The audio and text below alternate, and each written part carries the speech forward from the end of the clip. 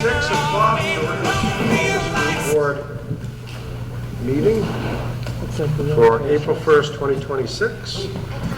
We'll start out with a roll call down there with the principal. Megan Reed, Principals, Central Elementary School. Amanda Helock, Director of Student Services. Sean Moynihan, Principal, Sunapee Middle High School. John Lillis, Assistant Principal, Sunapee Middle High School. Taylor Goodspeed, Student Representative. Jacob Ferris, School Board. Linda Tanner, School Board. Ed Anderson, School Board. Superintendent. We can just stand for the Pledge of Allegiance. I pledge allegiance to the flag of the United States of America and to the republic for which it stands, one nation, under God, indivisible, with liberty and justice for all.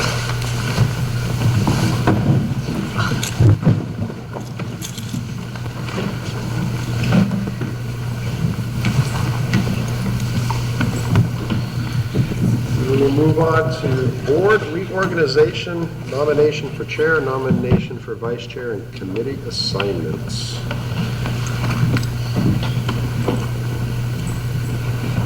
We need a motion for chair. I nominate Ed to be chair of the board. Next is You interested, sir? No. Are you interested? No. Okay. I just thought I'd ask. All right, well, thank you very much. I will accept that. We're looking for a nomination for vice chair. I would move to nominate Elise again. Everybody I agree? second that. All those in favor? Aye. Thank you. And now we will move on to committee assignments. So as you're, at this point, so it's up, those are your current committees. If you're interested in changing, you're more than welcome to. If there's something you want to dig into a little further, please let me know, and then there's obviously a little explanation on the back on what those committees are. We're still not in negotiations next year, policies are ongoing, finance are all in. Capital improvement, you know, we're getting some light things at the end of the year, but we haven't had any big projects in a couple years. So if you're good to go, if you don't want to make a decision tonight, you can let me know if you want to change. But other than that, we can leave you where you are.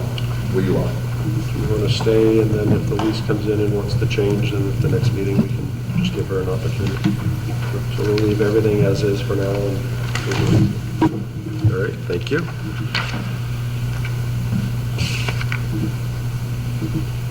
Looking for a motion to approve of the school board meeting minutes of March 4th, 2026, school board meeting. I move to accept the minutes of the March 4th meeting. Does anybody have any questions, comments, concerns, or changes they'd like to make? I didn't see any. All right, all those in favor? Aye. And on to agenda review. So could we just move up, because we have somebody's going to help us with one of the action items. In action items, approve the cooperative procurement agreement. A representative from the Sullivan County Board who can help kind of walk through that with us and instead of keeping him there any longer than he needs to be. So we could just make that first in the action item, that would be great. Yes. We will do that now. We'll do that. Timothy Donovan from Energy Efficient Investments. We're gonna give you, we're gonna get through a couple of things and then we're gonna grab it. Oh, sorry. My mistake. No. Moving on to, you want to move that to the first? The first of action, yes, please. Comment for enforcement policy in EGH. Anybody in the public like this? There's not come up to the mic. We're not seeing anybody. We'll move on to presentation from the Adjustment Council and Guidance Department. Yeah, I'm speaking to the guidance department today. Well, feels great to speak to people we work with every day, work for every day, families, but Ms. Olin asked me to do an overview of the guidance department, and I put together a quick presentation. I think the first thing to sort of cover is the idea that we're a comprehensive K-12 guidance department, and so that is myself, Miles Cooney, Jackie Watkins, the middle school new guidance counselor. We all wear many hats that I'll explain. Natasha Hamill and our school registrar, Darlene Dodge. So that registrar position, you know, it's part of the, she works a lot with guidance. That's more from what used to be a guidance administrative assistant position to now a registrar position, which is new to a lot of people. And the role and impact of the school registrar, you know, I think from the state level, is to data and system management, which is ALMA. It's the ALMA program that we have. State reporting, which is now the IDH Index. It used to previously I4C. Manage enrollment and support scheduling. So the position really changed because the compliance and accountability stuff from the state was putting a lot of pressure on a lot of schools. And so Darlene's role changed to more of a registrar's role. And given sort of her skills and talents and initiative, she really had quite an impact on our schools, and it's become more of an operational job. Just because we're a small school doesn't mean our accountability and the things we report on is less. It's the same. So there's a lot of work to be done. Trying to draw out the things that the registrar provides assistance with, or leadership to. I wrote a few, the coordinating the start of year registration, for those who've been here to walk them through, registering, getting with their Chromebooks and getting going. The managing of out-of-district enrollments and needs, supporting crucial functions, academic awards, working paper, timesheet, payrolls, graduation, among others. So this has become a strong arm of what used to be the guidance administrative assistant, now the registrar. The role of the counselor is, you know, sort of laid out through ASCA. We're looking to work on academic development, career exploration, post-secondary planning, personal and social development. That's sort of the overarching. I'm going to explain a little bit more about how that plays out in Sunapee here in just a moment. We try to accomplish this through services and interventions to include curriculum, classroom work. We have Zello that supports that. That's a program we purchased. Actually, the state funds for us now. We have individual meetings, responsive services, and support systems. That's sort of the ways that we accomplish those three things: academic development, career exploration, and personal and social development. The ongoing work of the school counselors here, again, has a lot of depth and breadth, however you want to describe that. I thought I'd just highlight a few things to discuss. Right now we're in a job shadow program. The job shadow program engages the community, engages people across all sectors. We go to Dartmouth Hitchcock. Today we had a conservation officer come in and speak to kids about the work that he does and the pathways to get there. So all juniors participate in the job shadow. All guidance counselors are members of the SST teams, which provides a lot of data for the interventions that we go forward with here at the schools. We do test coordination, so to name a few: PSAT, Youth Risk Behavior, NAEP, SAS, SAT, AP, NEWA, a new civics exam, which is required in the state of New Hampshire. So scheduling, registration, you know, those things you think of with guidance counselor, picking classes, and that's for in-district and out-of-district. We just started reaching out to some of the out-of-district students.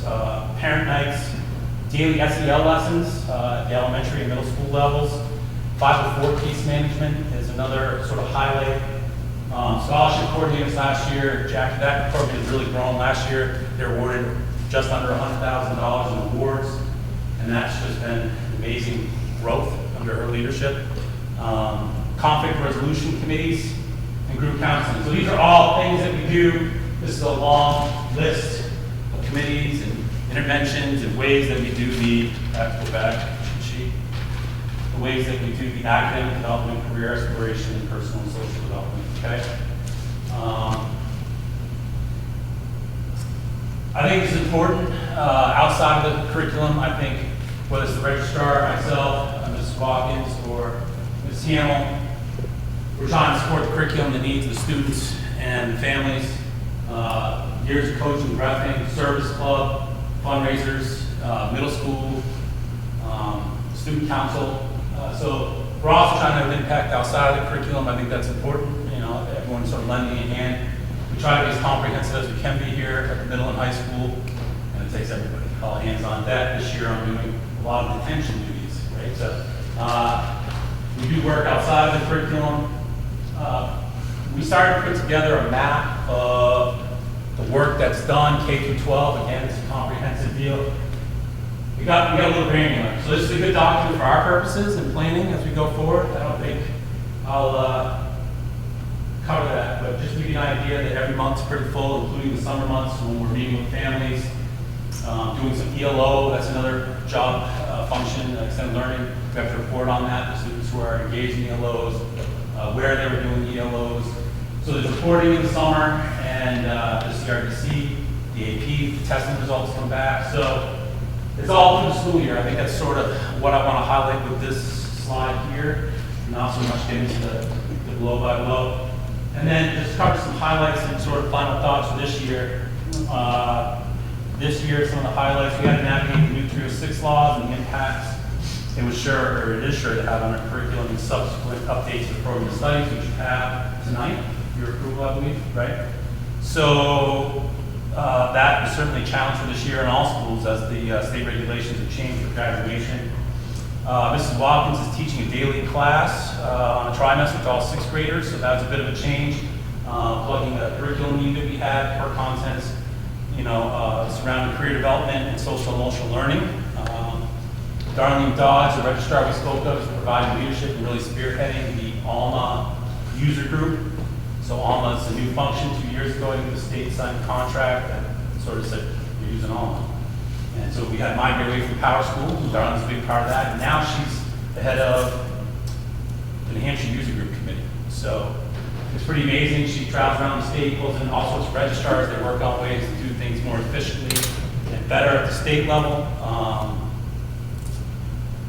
We moved away from the guidance events. We used to have large guidance events here. Those are all school events. We have a keynote speaker, and we rotate through whether it was soft skills or whether it was career development or post-secondary planning. And the whole school will be part of it. So we moved away from that. So one of the things we worked on this year are panels, from alumni panels to pathway panels. People from Apprenticeship New Hampshire are in the building, in the military, and 2-year and 4-year, trying to explain different pathways. This Friday, we're taking kids on a field trip to, on the PE day to Lebanon High School for a career fair.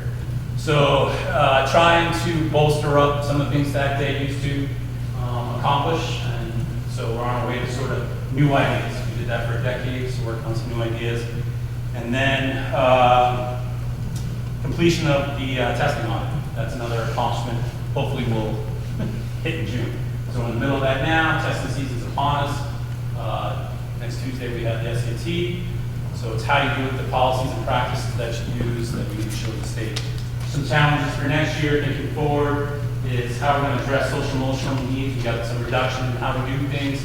And so for us, it's going to mean reaching out to the community, getting those resources involved, how we do it, who we're working with, getting people we can count on, the kids and families can count on, is going to certainly be one of the challenges for next year.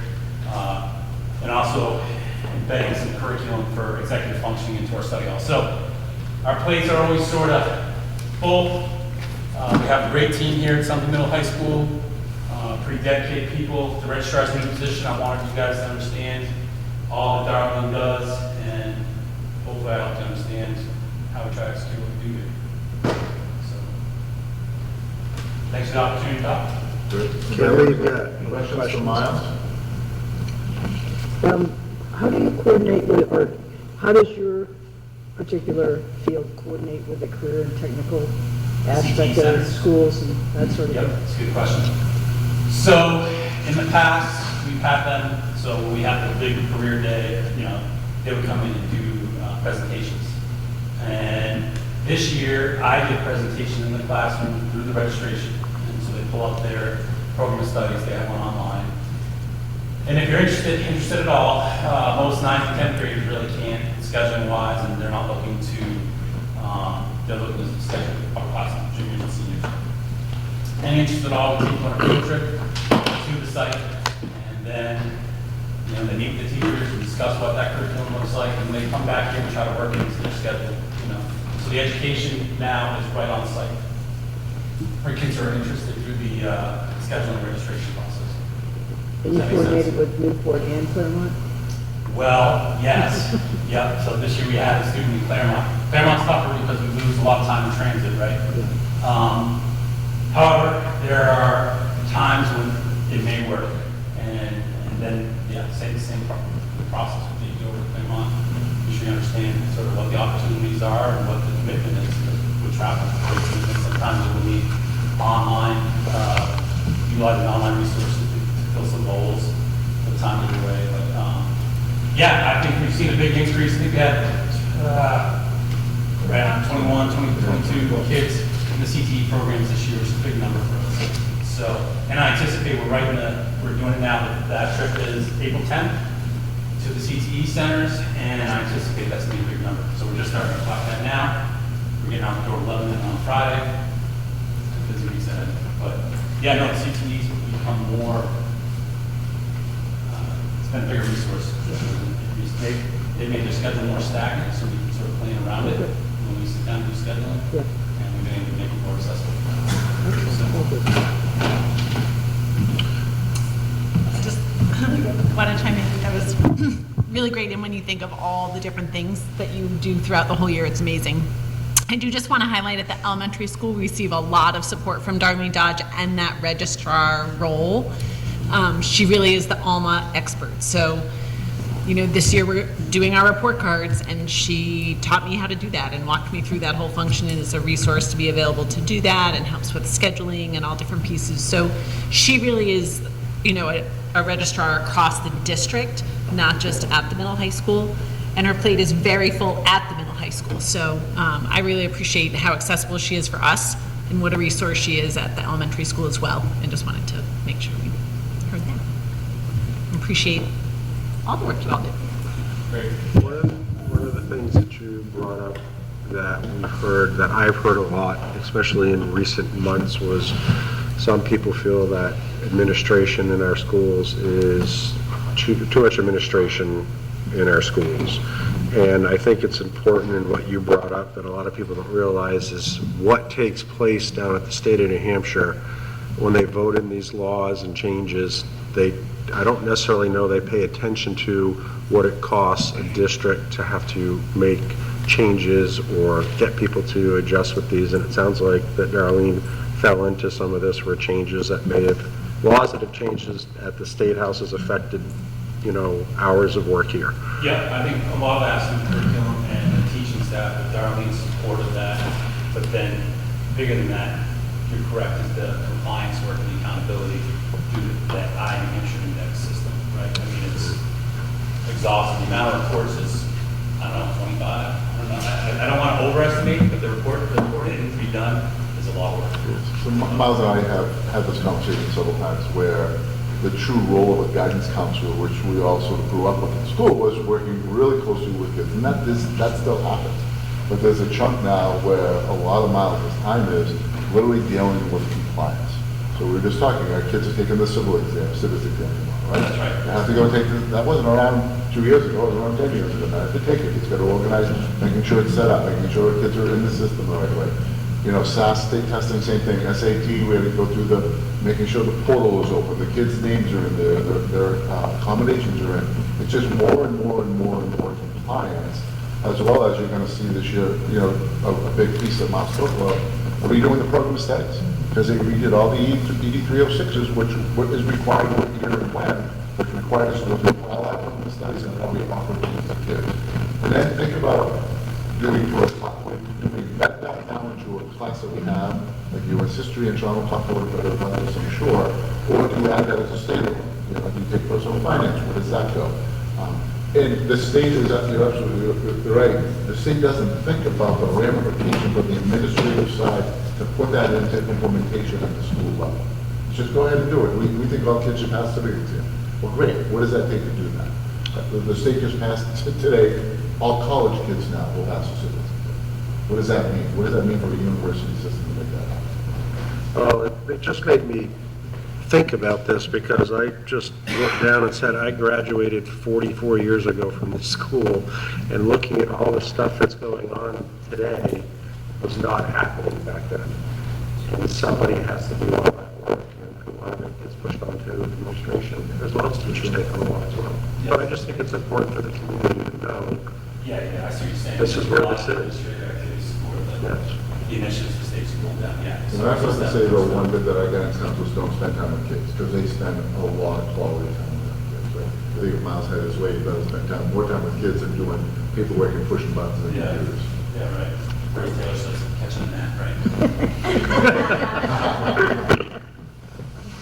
So, regardless, I think, yeah, very busy department, and very happy, proud to work here at Sunday High School, so.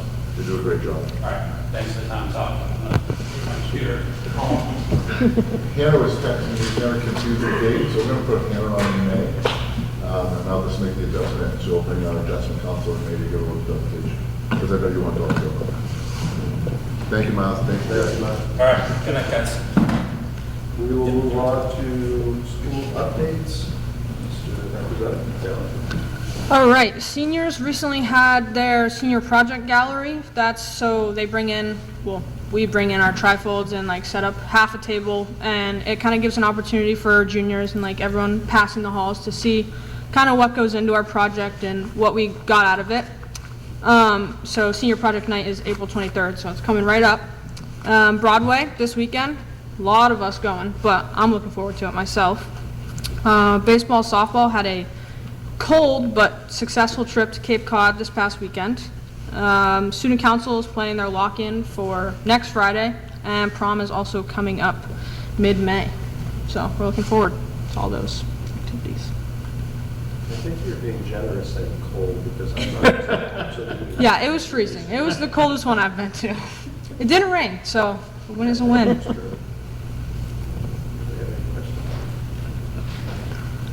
We will move on to SCES. Okay. Again, this year, the SPTO and Project Sunapee provided the opportunity for our students to vote on town voting day. So we had the kids vote. This year, the majority of votes for the shape of the dog tag in town went to the dog head. The majority of votes for the color of our beach sticker, transfer station sticker, is blue. And we really appreciate the town of Sunapee giving our students to have a voice and to see a part of the civic process, that then when they see those blue stickers and see the dog tags, right, that they had a part in that. And we're really appreciative for their support with that.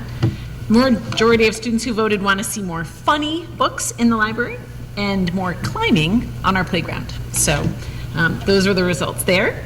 Thank you to the Friends of the Abbott Library for sponsoring a recent author visit for our students.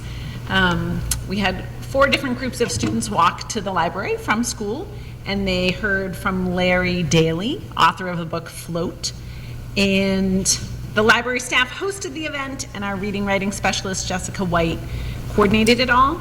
And of special note, when he was talking, was really talking with the kids about the number of drafts a book goes through and revisiting your writing over and over and over again.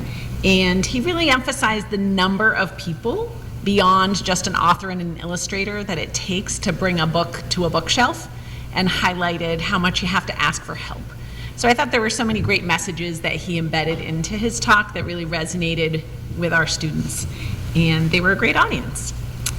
We are doing some more work with our newly developed curriculum committee, and we've collaborated with Tanya Orlando, who's the principal of Bridgewater Hebron School, and they're ahead of us in this process, so it was helpful for her to come in, give us some initial tips on getting started, and we've worked on some goals. So initially, we're, as a committee, seeing our goals as implementing a cohesive, guaranteed, viable, written, interdisciplinary curriculum for grades kindergarten through 5, where staff and students will have access to grade appropriate research-based materials to build their background knowledge and skills, and making decisions through informed research, gathering input, and being transparent within our school community. So we have a lot of work to do in that department, but off to a really good start. And the committee is launching a staff read of a book called The Knowledge Gap, which some folks may have heard of. The book makes a really strong case for not just teaching reading comprehension skills or teaching to the science of reading, which has sort of been a big push and pendulum swing, but combining that with also content-rich curriculum that builds a body of knowledge, so that as students are developing in their education, we don't want them to just be able to discreetly read or tap out the word atmosphere, but have absolutely no context for that, what that means in terms of science. And what we're finding is if we teach kids reading skills in isolation, but it isn't filled with a lot of schema and background knowledge in social studies and science, they level off as readers and are stymied as students. And so looking at what we can do with our curriculum to make sure that we're content rich and there's a progression of curriculum in our school. So on Friday, we have some professional development sessions toward this end where we're doing some vision and mission work. And then we have a presenter from the Stern Center talking about this concept of structured literacy that will then launch into some of our curriculum work. Questions, comments? So I have to ask, Okay. with the new position, did you find that this year's going faster than last year? That you worked? I think anyone in education knows March can be like a March through March. And this March went by really quickly. So, yeah. I'm like, how is it April 1st already? Yeah, but I can't emphasize enough how gracious the staff at the elementary school has been, and I appreciate how much they've like invested in me and provide lots of, we've got this coming up and we should be thinking about this, and open to thoughts and open to questions from me as well. But there's a lot of, like, we put together the testing schedule for May and there's a lot we had thought of, but then it was, okay, and just don't forget, we got to think about how we're doing UAs and what we're doing about this, and thank you very much. I will get back to you at our next meeting, and I'm happy we talked about this on April 1st. So the staff there has just been phenomenal. Excellent. All right, we'll move on to SMHS. All right, feels like I say every month it's busy, but it is. We've got the middle schoolers largely, there's some high school students that are doing Fiddler on the Roof Junior. Taylor's exempt from this year, but the students are now in their scheduling process, so they're scheduling for next year. What's interesting is we had the guidance function. It almost seems like we're not too far away from all Mr. Cooney is doing is organizing testing, right? But even within that, we're working on scheduling and getting all the students scheduled in. He's bringing in students from other districts, tuition students will start to bring in to do that as well. So it's very busy, and we shared last time that we've got some changes with the classes, and inevitably that brings some dynamics that we're not used to. So I think we're probably 95% of the way there, but we see a few issues where, that doesn't work as well as we thought it would, and we'll get some of those bugs out as we continue with it. Seniors have kind of moved to, they've had their college acceptances largely, and now they're breathlessly waiting how to the best pay for it as different schools come out with, here's what we're going to give you, and then Mrs. Watkins is going to be doing scholarships largely. It's almost, it feels like for a month and a half, if Ms. Watkins did nothing but scholarships and Mr. Cooney did nothing but testing, they would have no time for anything else, yet they still have all those things that fit in that category to do so. Taylor mentioned that we're going to Broadway. We've got 112 kids going, not 112 kids going, 112 people going. 44 high schoolers, 53 middle schoolers, and 15 chaperones. And what happens, we have reservations, dinner reservations for 112 people.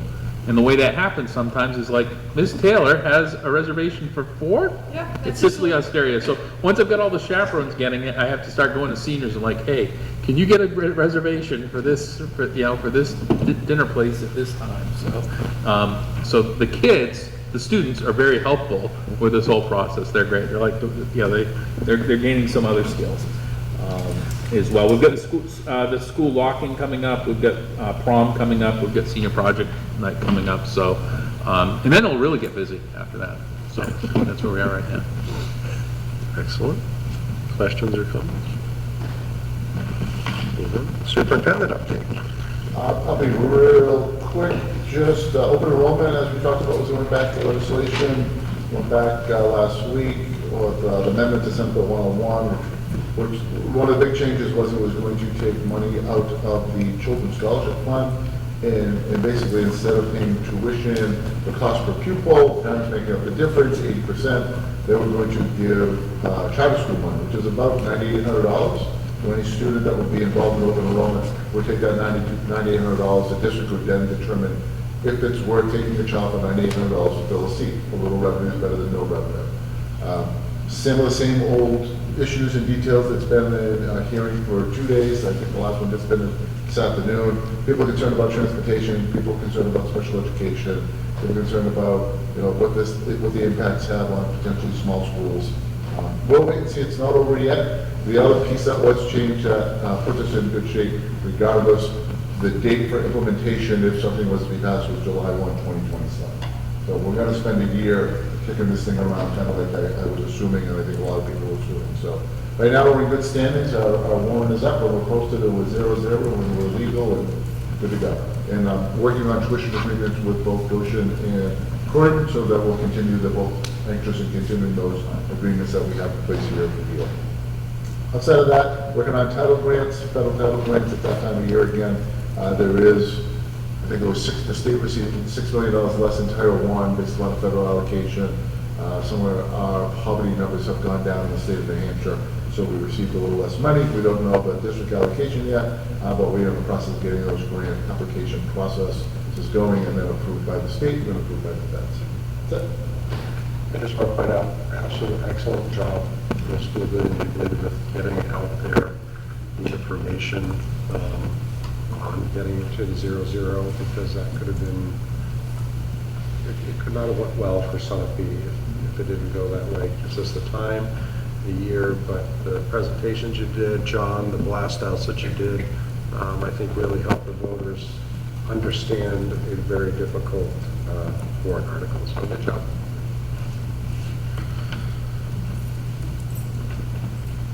School board topics upcoming, June strategic plan. Yeah, May Adjustment Council, June strategic plan. Perfect. And then we'll move on to policies and look for a motion to approve policies as presented. And then after the motion, we'll ask our questions. So these are, I'll, if you don't mind. No, go ahead. Sure. So, folks on the policy committee, we try to keep things count, we go through them and try to make sure we're touching our policies, we should be reviewing our policies every 10 years. Gone through that process, we're going through, reviewed all these policies, I shared them with the committee. There's been no changes in any of these policies, so our recommendation is keep these policies as is and just bring them forward with an updated date. So what you're doing is you're just saying you reviewed them. Last review was 15 and 16, now it's 26. So we do need a You need a motion to approve. So looking for a motion to approve. I'll motion to approve policies as written. I'll second. After the explanation, all those in favor? Or any questions, I should say? I would just ask if you could even think of what percentage of these policies are state mandates. So these, Linda, none. Really? Yes, the ones that are here are none. There's a whole nother list that I feel like I could provide you. That's probably double-sided, if not 3 pages, that are mandated. Okay. Because those were because they're state mandated and they have a tendency to change those laws a little more frequently. Yeah. Those policies change a lot more frequently. Okay. All those in favor? Aye. No opposed. We will move on to action items. So can you do the recoded?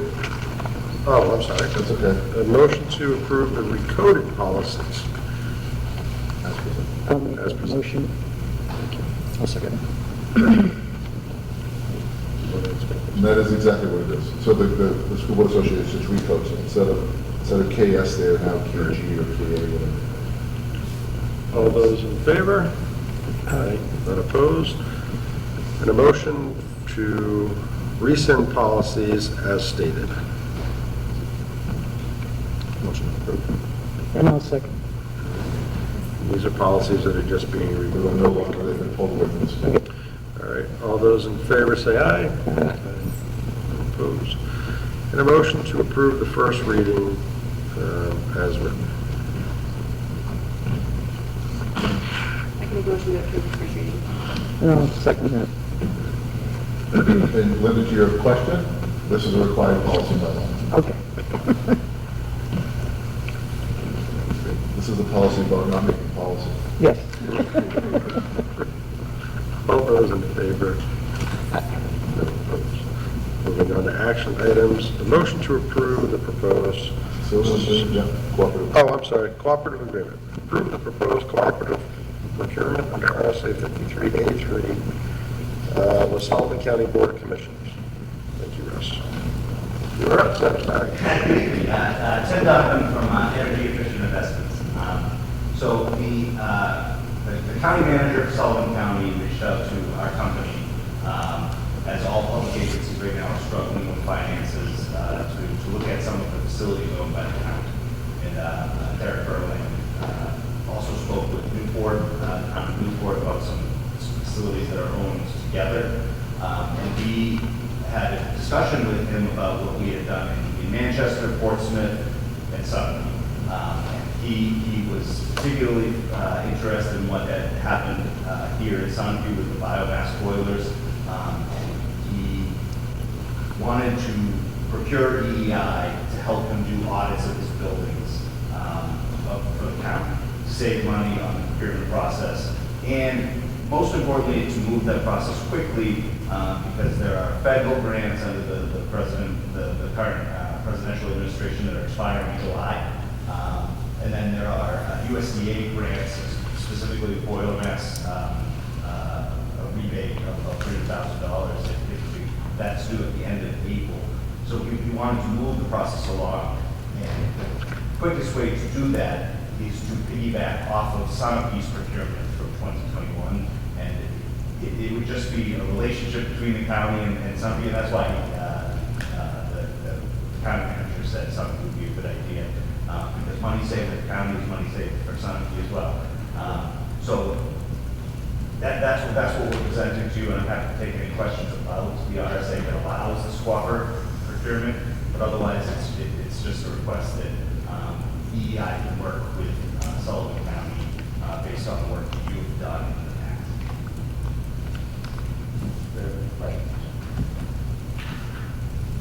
So, you do audits, Energy audits. Energy. Buildings and facility and energy audits. Yep. and that's it? That's, No, we do the construction as well. okay. Yeah, but this is the procurement process and not the contract process. So Sunapee wouldn't be bound by anything other than saying, Sullivan County, you're welcome to use our procurement. There would be no financial impact to the district. County manager Berlin would act as administrator of the procurement. Other than to hear the wonderful results that may come, I don't know that you'll ever hear of it again. Some people may not understand what the procurement is. Can you explain that? So, sure. So, under state regulations, so for example, Sunapee, when you were getting your ESSER funding, you released an RFQ or an RFP, a request for qualification or a request for proposal to have projects done, and people submit to respond to those. And there are statutory timeframes for when, if it's issued on a particular day, you have to wait 30 days for responses. In the Sunapee sense, you follow that process. And I don't believe that there were other responses other than EEI at the time, because it was the ESSER funding crunch and a lot of companies were busy. But this would bypass that process, so that about 60 days would be saved for them to start applying for rebates and grants and stuff like that. So where's the coordination of the Department of Education then? That's also fun. So that was just the Sunapee example. There's no more ESSER. So they're going to use our RFQ that we did back in April of '21 for the building project at the elementary. Right? And there were funds that were there, we had to do that procurement process. They're just taking that language and utilizing that to basically make it a little quicker, is my understanding. Right. Once we sign this sort of memorandum oath, A copy goes to the Attorney General's office. They say, it looks good to us, and we can move forward with applying for grants and see what comes back. Last year, I don't, so I went through the law pretty well, and obviously RFP. And of course, I never heard of it before, and I was like, oh, that's really interesting. But it is really interesting that somebody can sort of piggyback on, and it certainly is going to save a lot of time and money on somebody's end to get this thing out and out, and then hopefully something coming from it to be able to put the play. Absolutely, that's the goal, and we offer Manchester to be the procurement piggyback off, but county managers, Berlin said, you know, something in our Makes county, sense, right. It's all right. We're saving the same bodies. It sounds like the boilers and that stuff works well for here, it can actually benefit county taxes, so. Yeah, because we pay a substantial amount of the county budget, 7 people. I don't have any other questions or concerns. All those in favor? Thank you very much. Then we'll jump back up to a motion to approve the proposed certified teachers 2026-2027.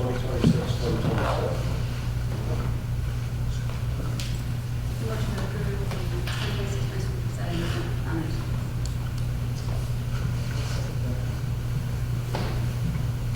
Questions, comments, or concerns? We have openings, this is the renomination, remind me how it works. So this is renomination of teachers we currently have.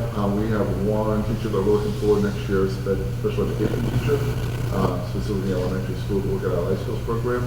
And we are in the process of accepting applicants that have not been any candidates for it yet. So this is just rehiring people that are certified teachers.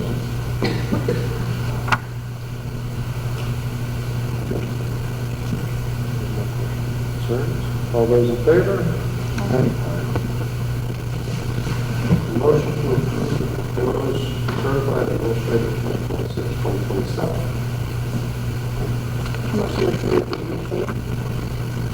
I'll second. The administrators are in front of you. And this is all by law that by April 15th, if you do not nominate your teachers or do not tell the teachers they're not coming back, then they automatically get renewed. So we're just in the process of looking at this statute. I should ask you the same question, Mr. Ellis, you're almost a year in, how do you feel? I often tell Mr. Moynihan I never have to look for the end of the day. It flies me pretty quick. So days are full.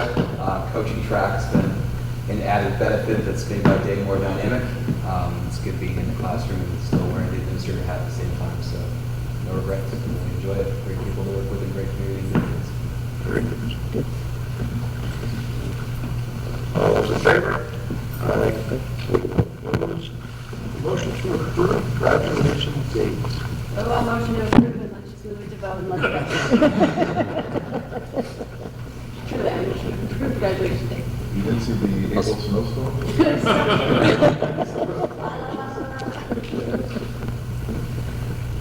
I do have a sincere question, I'm being silly, and it's obviously personal because I'll have a senior next year too. You know, we talked about this before, with the graduation changing the school calendar, do you think you may push preventatively to the next weekend, or is it too far out, too hard to tell? Well, we can. I mean, that's certainly, what I've found right now is that would give us an ability to definitively, easily do it, for lack of a better word. But what I typically find with the seniors and the parents, quite frankly, is they don't want to go longer than necessary. And so because of that, for lack of a better word, we play it by ear. Like, again, we could, if we went the next week out, we'd feel very comfortable with going the next week out. But it does, if we use 0 snow days, which becomes more possible in today's world because we do go remotely sometimes, there are logistical issues when you've got the seniors in the building, when you're doing exams, which they don't have to take, things along those lines. So, I think if we ever got to a point where the problems were more than what we have right now, but I think right now it's worth it, for lack of a better word. The seniors want to, the seniors and the families are willing to push it off a little bit. Because again, as I told them, we could set the date, in November, like we could set the date right now, but that's what the date's going to be. And we have the possibility of going a week earlier, depending on what those snow days look like. So those are the things that come up. So we would would be looking at, I got a little confused, so I'm looking at June 27 right now. Last day of school is 18. So do they have to, 5 days? They can't graduate? Take 5 days or 30 hours. So would it be the second week of June next year then, by default? Because 5 Probably. days would be, Probably, Yeah. yeah. that 5 days is, I'm sorry? that 5 days. Yeah, yeah. But again, if we, even we go that second week, there's a version of the world, if we have, you know, Yeah. if we have 5 snow days, if we really want to be certain, we even go the third week, which nobody wants to do that, but if you have, 2 storms that you can't predict, or, if you have an ice storm, and Mr. Holden's great with this, but the remote days need to be valuable, right? And so a remote day that we know ahead of time by a day is valuable. We feel comfortable with that. But we don't feel comfortable with 2, because we never send them home with 2 days or 3 days of work, and so we know that if there was an ice storm, we're only going 1 day remote. Like, that's what we've done, and so things like that, we hope they don't happen. They usually don't happen, but they can happen. So for those that next year it's their last kid graduating, we'll push them out to August. I second that. Yeah, it sounds like a great idea until we actually do it. It might be not Just start this year. And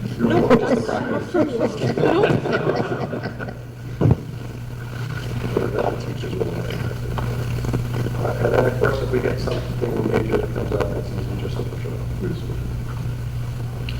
All those in favor? So no opposed. Does that make Sailor's Day? Yeah.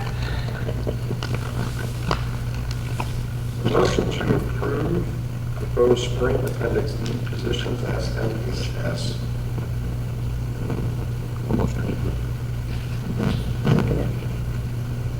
Questions, comments, concerns? I was going to say thank you, Mr. Willis, for tracking. That's great. Dave's had a lot of kids, or I don't know if he does this year for sure, but in years past, he's had a lot of kids. A lot of activity that goes along. No, it's gonna be good. Okay. We have a good roster of kids. Yeah, so right now, at the varsity level, at the high school level, you're looking just about 30 students, which is a good showing. So obviously logistical hurdles to get through without having to track here, but we're getting creative and making it valuable for kids. All those in favor? Aye.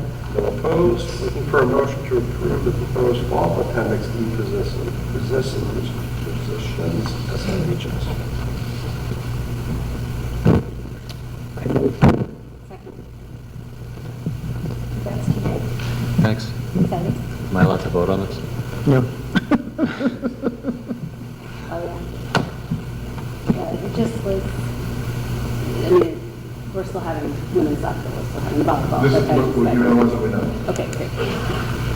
Any questions, comments, concerns? Seeing none, all those in favor? Aye. Moving on to a motion to approve the proposed parent-student handbooks, which includes SMHS, CES, and athletics.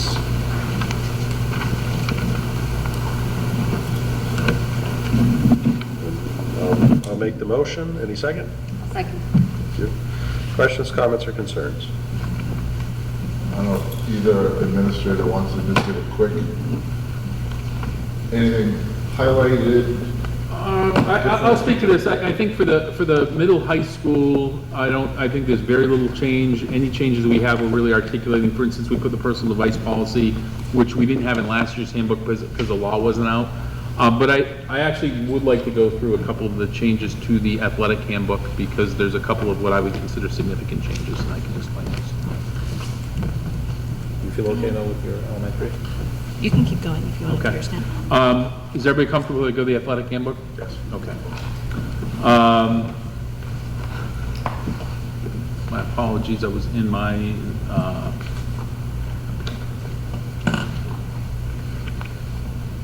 we made 3 significant changes. Some of them are returns to previous policies that we had years ago that we changed, and we're going to change them back. We've had some more significant issues with attendance, and we've certainly had issues with attendance of our athletes, which frankly used to be really rare and now it's not. So the things that we have put into place, one is students, rule number 6 on page 12. It's students are required to attend school the day after an athletic contest. So we are just running into far too many times where students have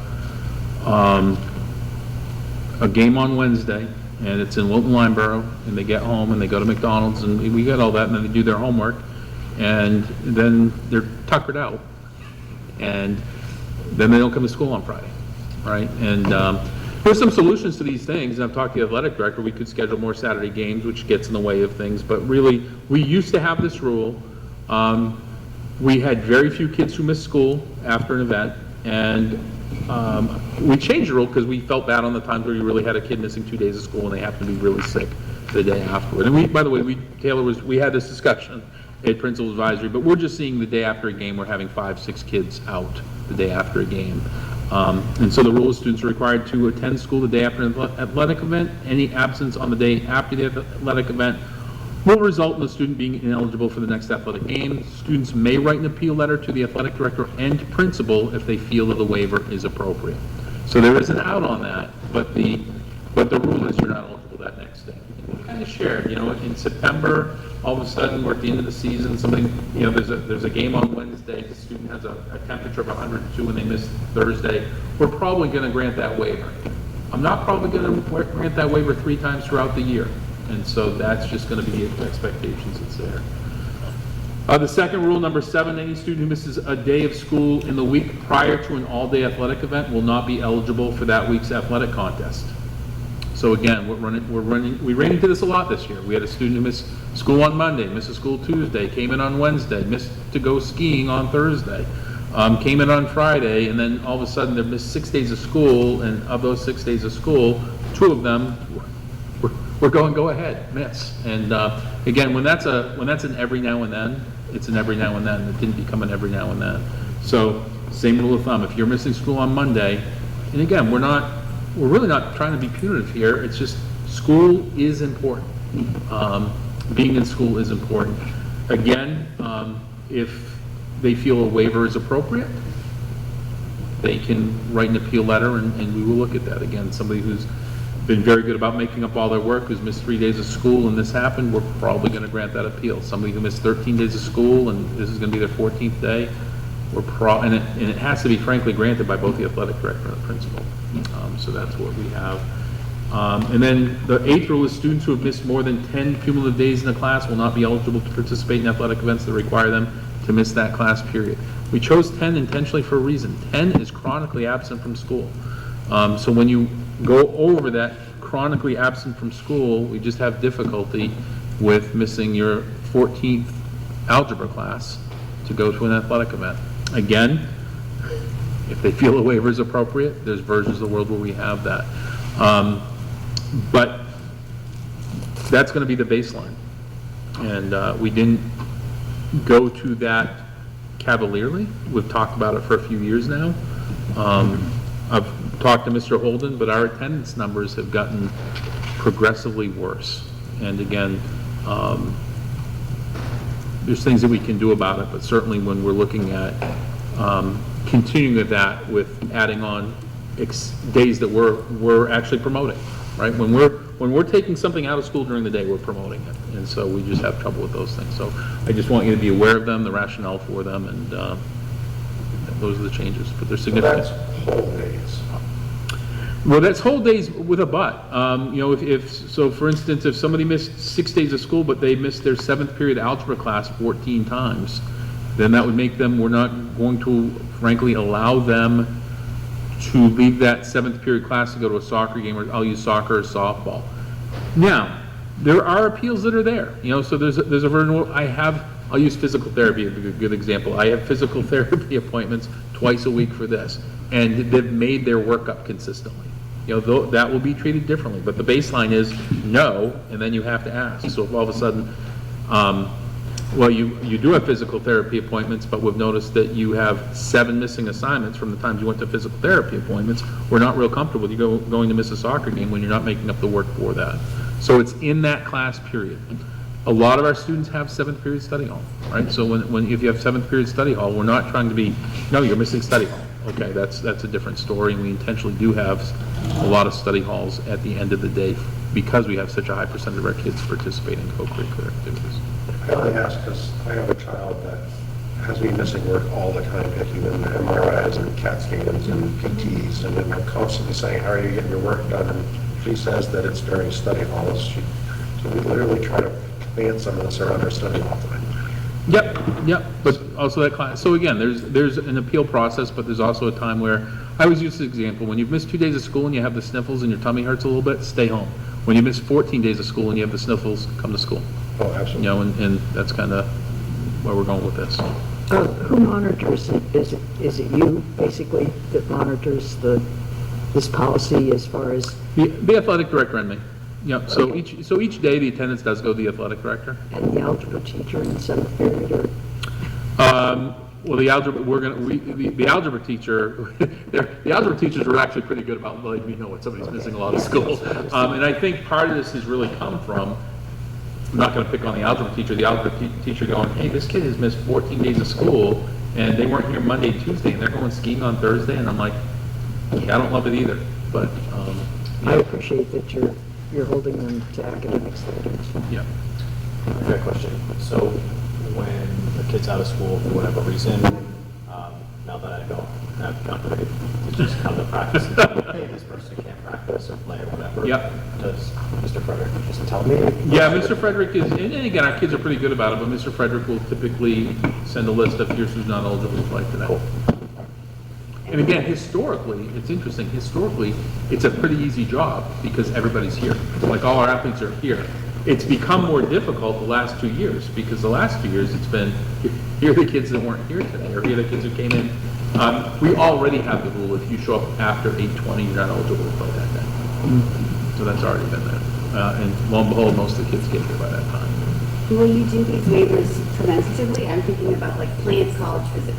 So I know, and then by default, it's the day after a game, because we don't want to miss a game, so we plan it for the next day. Yeah, that would be, I think what we typically find is, I would definitely do that preventively, because then you might find that, no, we're not going to do that, and then you might change that college visit time. Yeah. Right, yeah. So what we typically find is people who are thoughtful and communicative on it are usually in pretty good shape. But I would say a college visit's a good one when I'm going to use skiing. That might be one of, you might want to do the college visit on a week that we don't have ski time, because we're missing a lot of school at that point in time. It blew my mind when my kids first started doing sports. I was like, wait, you guys leave at 11? And it's a town I've never heard of? Where are you going? And it's a lot. Like, it's a lot on the kiddos. I totally appreciate the thought behind it. And I agree, I trust the process in that there will be extenuating circumstances, and that's something for not only the family to work through. Several years ago, we lost somebody when we were in Indiana for 2 weeks, and it just is what it is. Do you look at even the academic piece of that part of the process? It's like, okay, you missed, but you're up to date on your classes, you're doing all those things. I assume that's part of the... Correct, but what this does now, right now the default was, you're here on Thursday, you get to play. The default now is you weren't here on Tuesday and Wednesday. There needs to be, the default is you're not going to, and we're going to look at this, now we're going to look at the circumstances. More home games. Let's do home games. Sorry to take time on it, but I thought it was important to, it's a change.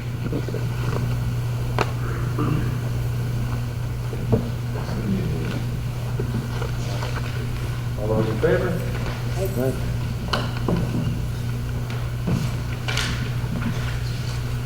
Moving on for a motion to approve the proposed program of studies, SMHS. I will make that motion. Second. Questions, comments, or concerns? A lot of work this year. Like, you can tell just from your head, it's Differently. I think this is another great example. I feel like we talk about this every meeting of you guys trying to meet the needs of all the students. So this is the document that shows this is what you're trying to do. I have a junior and a senior, and they took almost exactly the same classes, but they're on a completely different path, like a trajectory. So it's not like this is a sophomore class. So it leads to Gracie makes fun of Heather, like, I took that as a sophomore.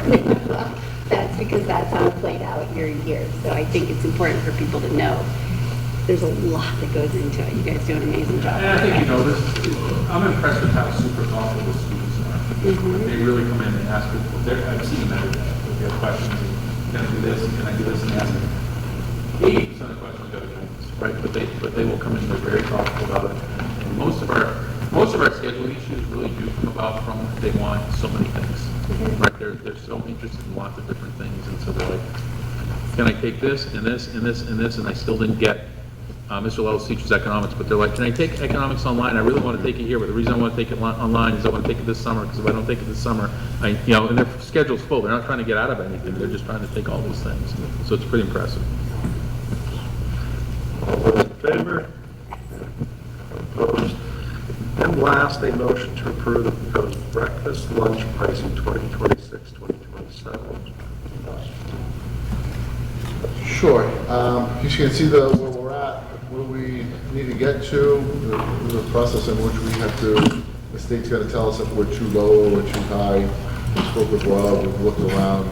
I'm not sure too many other places where you're getting a meal for $4, but you get a meal for $4. And Beach McDonald's and Burger King, even their daily specials. So breakfast went up a little bit. Again, this doesn't impact students that qualify for a free or reduced, obviously. That's so. All those in favor? No opposed? Information items, voting results.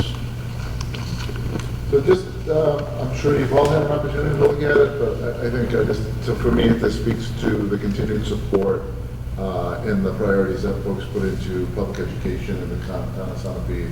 And it really just makes me really happy that people, pass out budget, pass out warrant articles, pretty overwhelmingly.